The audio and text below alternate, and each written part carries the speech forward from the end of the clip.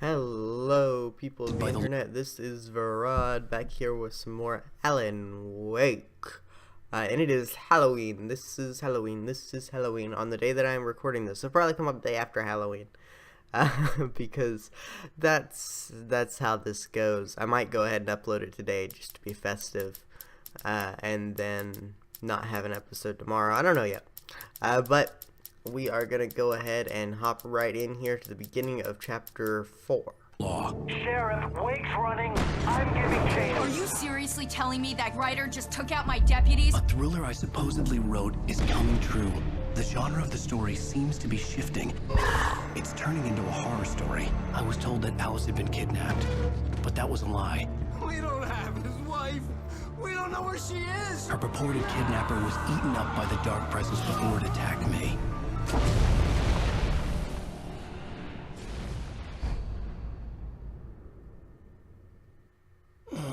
Alan, shh, baby. It was just a nightmare. Alice. There you go, Alan. Hartman. I fell. I had to give you a sedative. Don't fight it. You went through another rough period. What? Right now, it's very important that you stay calm. We don't want you to have another episode. You're a patient at my clinic.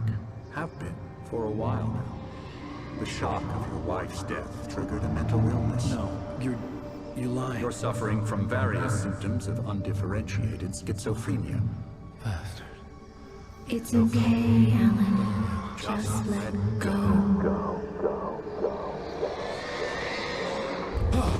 It's like that episode of Buffy the Vampire Slayer.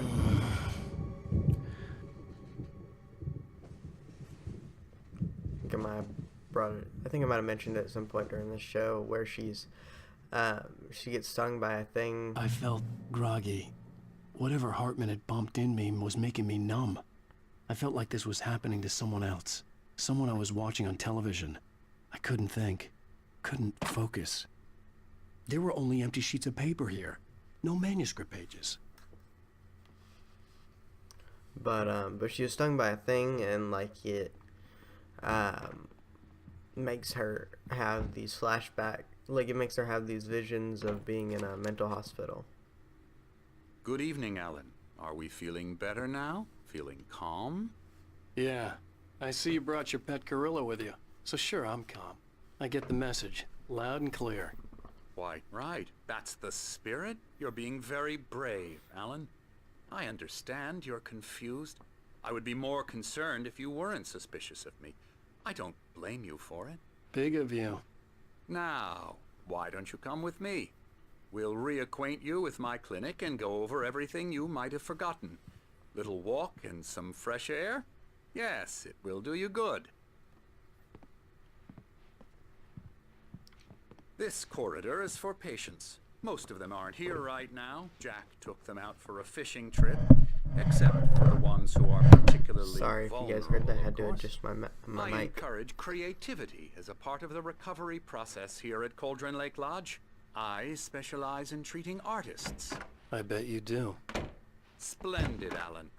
I honestly believe we can get this thing under control if we work together. This way, Alan. Why would it let me go into these stores? Nice springs for the Xbox 360. Look at this TV. What is this? What is even this? That is a pretty good little Easter egg there. I'm into it. What is this? Some map? Well, that's me. That's me. Oh boy. What does this mean? Emerson. Who is Emerson? Sounds familiar. I'm trying making sure there's no like collectibles in this area, and then we're not gonna be able to come back to it. Hey, bear. This looks like the lodge that we were at. Now, Alan, from past experience with you, I know I need to get right into the heart of the matter as quickly as I can after an episode. So I'm just going to say this. Alice is dead.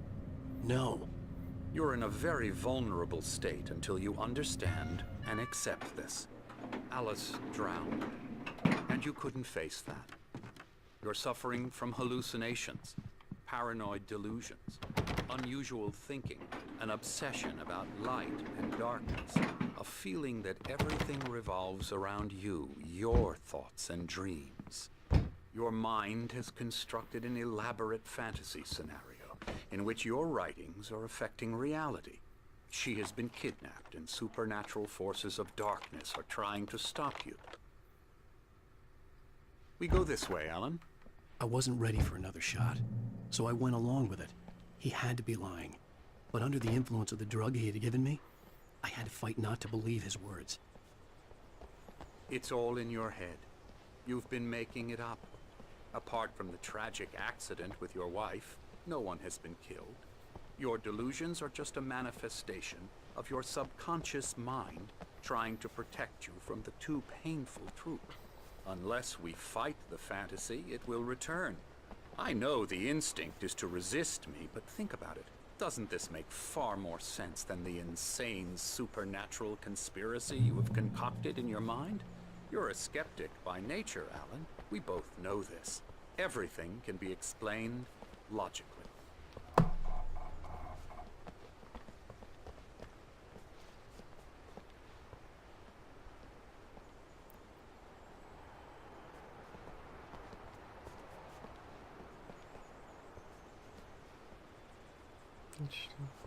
I never get tired of this view.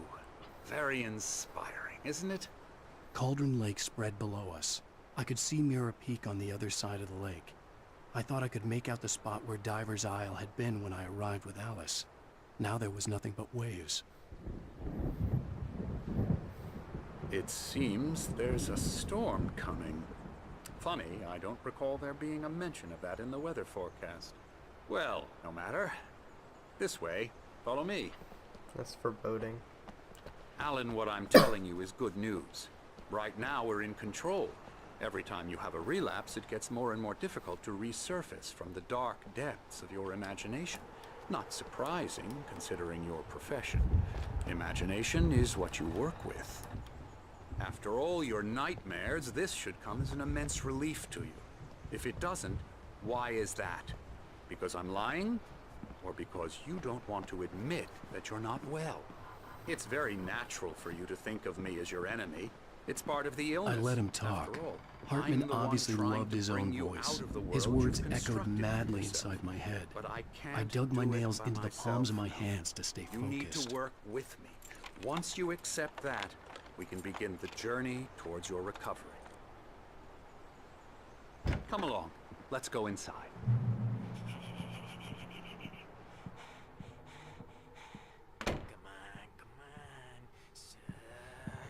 Here's the entrance to the office wing. That's for staff only. You were impressed by my trophies when you first arrived here. I do love to hunt. The great outdoors, man versus nature. It's wonderful stuff. Pretty damn wonderful, yeah.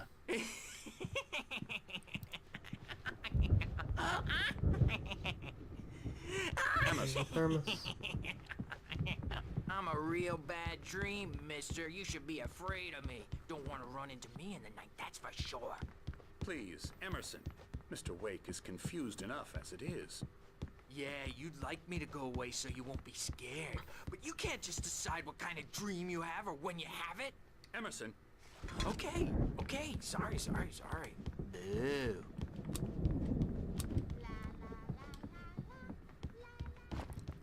Found the coffee thermos up there. I'm so proud of myself. We'll probably have to go there again in a minute. Oh, hey. I'll get him to the head. come, Alan. This way. Now, you might have noticed the typewriter in your room. You've been writing as a part of the therapy. As soon as you feel up to it, you should continue. So that's what this is. He's something from the darkness trying to get me to write the rest of the novel.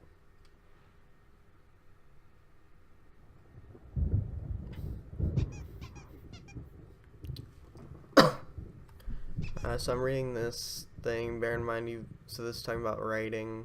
You're voluntarily receiving treatment that's been specifically tailored for you. Engagement therapy and its sister method of the flow work best when you're actively engaged in shaping them. If you have any concerns, please don't hesitate to voice them. Interesting. My rheumatism's killing me. There's a storm coming. Oh, what a storm. I hope it wipes this place off the face of the earth. And these two are the Anderson brothers, Odin and Thor. They had how should I put this? A heavy metal band in the 70s and 80s called Old Gods of Asgard. They even adopted new first names to complete the image of Viking gods. After the band broke up, they lived on a farm nearby. They are, well, in advanced stages of dementia. They're well cared for, TLC and all that. There's nothing more that can be done. I'm afraid that the rock and roll lifestyle has left its mark. These guys were in the diner, weren't they? Oh, that won't do. I'm so sorry to cut this short for now, Alan. The power has been acting up. I'd better go check on it. We'll continue this soon. Meanwhile, when you feel up to it, return to your room and try to write. It really is for the best. Don't you think? I'd like to bash his head in with a hammer. Oh, he'd love to fish out our secrets, but he has no clue. He's not crazy enough. Not crazy like us, Sonny. Yeah! Being crazy's a requirement, Sonny. Who else could understand the world when it's like this? It takes crazy to know crazy. That's the sanest thing I've heard in a while. Zane! You're all right, Tom. Hey, we like him, don't we, bro? He's got to go to the farm. The Anderson Farm. Valhalla! We wrote it all down, lest we forget. A crash course. All you need to know to get your head right. You need to find the message. Here, Sonny, here's something for you. Gave me a rash, but I kept it safe from these bastards.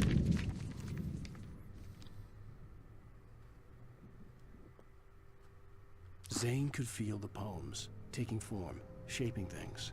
As he experimented, he imagined he could almost feel the power surging through the keys of the typewriter.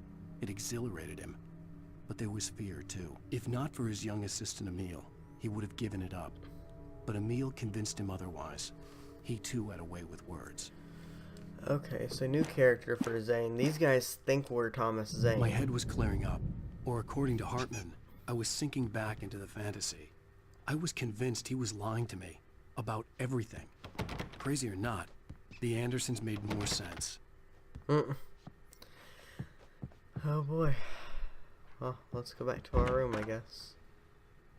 He's checking on it now. Yeah, good thing he's not overreacting or anything. Well, he's the boss. I may need a hand here later on, Birch. The storm's bound to make you-know-who jumpy. You know how they get. Gotcha. The doc's got me looking after Wake here, but holler if they get too rowdy. I'll do that, Birch. Hey, Wake, why don't you humor Dr. Hartman and give the writing a shot, huh? Typewriter's in your room. You can get to your room by those stairs, Wake. Okay. I don't really wanna. Something's wrong. I'm not myself. It's hard to think. There's a shadow inside my head. I can only focus on writing. Everything else is a blur. I'm trapped in this cabin. Have been for days, but it's always dark outside. My editor is real. I saw her again. She's not human. It's not human. A dark presence is wearing the old woman's face. She was covered in clinging shadows. There's a hole in her chest where her heart should be. I think I've made a horrible mistake. I don't think I'm any closer to saving Alice. It's been lying to me, using me to get the story it wants, and the story will come true. Is there another one somewhere? Because he wasn't talking and all. Unless that was somebody. I mean, it didn't look like Alan. I don't know. That was weird. Here's our room. Guess we'll go ahead and write some. The white glare of the blank page in front of me hurt my eyes. My hands began to shake uncontrollably. Everybody, calm down. Put that down. Bert, I need help. Hey, Wake, you stay here. I'm gonna go see what's up. You just keep doing what you're doing. Be cool, okay? Okay. I didn't know what the chaos was all about, but it could be my only chance of getting out of here. I apologize for all the coughing. I'm cold being, you know, kind of going around. Oh, afraid of the crazy brothers, are ya? Not so weak now. Manuscript. Hartman kept talking, giving Barry the grand tour, clearly proud of the place. He went on and on about his hunting trophies, and Barry was impressed. But he was here on business. He raised his voice, cut through the monologue. Hey, Hartman, where's Al? Hartman stopped in mid-sentence, annoyed at the interruption. He nodded at the hulking orderly standing nearby. The man smiled and clapped a practiced hand on Barry's shoulder. They've got Barry. Are we? Well, things are unraveling fast, aren't they? Sinclair looked bad. That wasn't a love tap. The crazy old fart hit her hard. If she was one of Hartman's goons, she had it coming. I had to get to Hartman's office. He had taken all my manuscript pages. That's where he'd been keeping them. Come out and face the music, Birch! It's time to pay the piper! Well, fair enough. Put Barry's in here. Where's the page? Hartman wasn't happy. Mott could see it in his eyes. He quickly lowered his own. He had made a mess of it, and he knew it. The shame of failure was hard to bear. He hadn't expected Wake to say he needed more time, and he blurted out 2 days, less than Wake had asked for to show him who was in charge. But that wasn't part of Hartman's plan.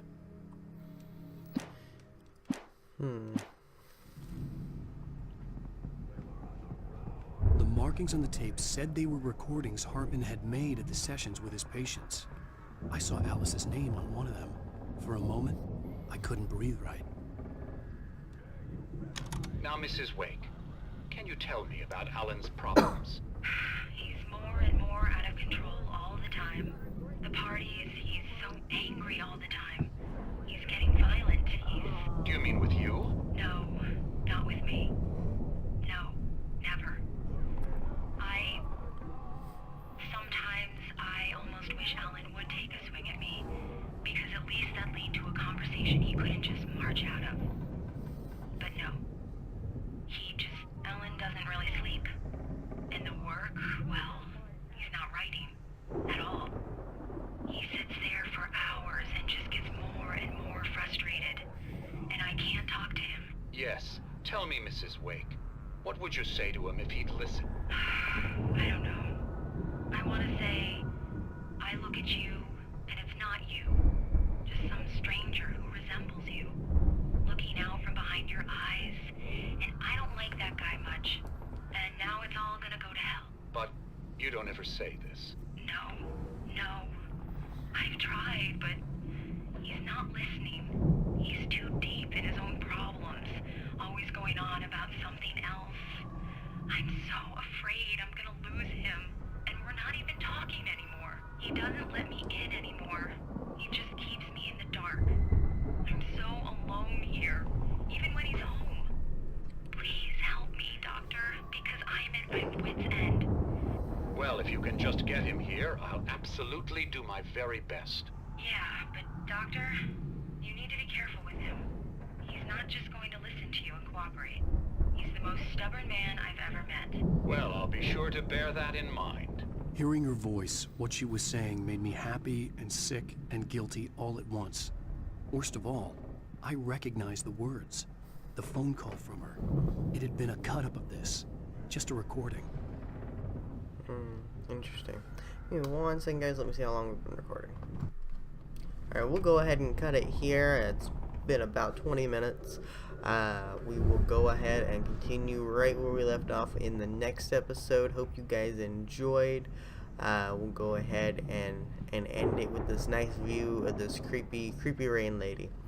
You guys have a great rest of your day, and thank you so much for watching.